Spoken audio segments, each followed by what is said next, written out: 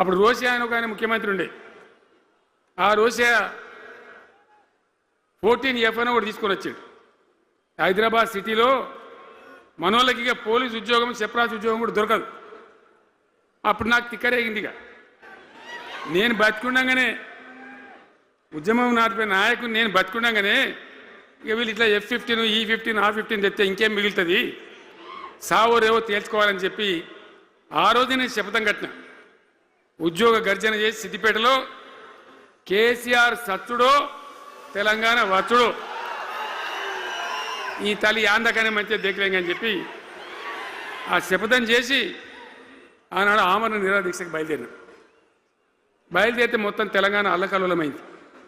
మీరు కూడా ఎక్కడోళ్ళు అక్కడ వందల వేల గ్రామాలలో టెంట్లు లులులు పార్లమెంట్లో అల్లకల్లోలం ప్రజలంతా గందరగోళం చేస్తే అప్పుడు ఒక ప్రకటన ఇచ్చింది. చిదంబరం అంటే ఆయన వచ్చి హోంమంత్రి, తెలంగాణ ఏర్పాటు చేస్తామా నువ్వు దీక్ష బంద్ చేయి. నమ్ముతాం కదా, కేంద్ర హోంమంత్రి చెప్పినాక మరి నమ్మాలి కదా. దీక్ష బంద్ చేసినాం. తెల్లారి ఆంధ్రోలు మొత్తం రాజీనామాలు డ్రామా. మూడో రోజుకి మళ్ళీ వెనక్కి వెళ్ళిపోయింది. మళ్ళీ అప్పుడు జేఏసీ తయారు చేసి అన్ని పార్టీలను పెట్టి నానా తంటాలు పడి మళ్ళొక 3.5 ఏళ్ళు భయంకరంగా కొట్లాడితే మీరందరూ ఎక్కడి వాళ్ళు అక్కడ ఆశీర్వచనం ఇస్తే మీ ప్రేరణతోని మీ స్ఫూర్తితోని చివరికి తెలంగాణ రాష్ట్రం వచ్చింది కదా. వచ్చిన తర్వాత మీరేం చేసినారు, దీని మంచో చెడనో చూసే బాధ్యత నీకే అని చెప్పి నాకు అప్పచెప్పి పని మొదలు పెట్టాలి. ఎట్లా కొత్త కుండలో ఈగదు వచ్చినట్టు.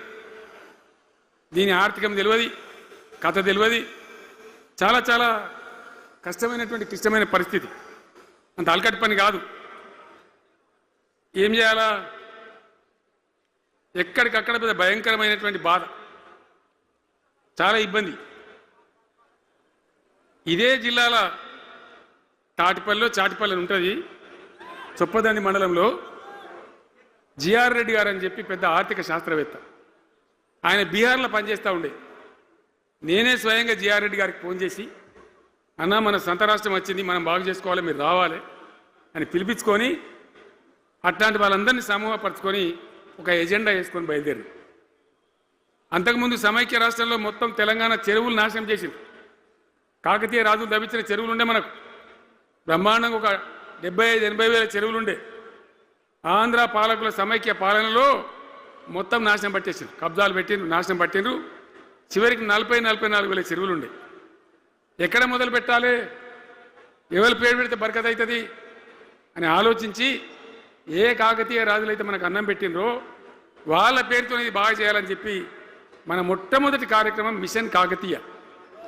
ఎందుకు మిషన్ కాకతీయ?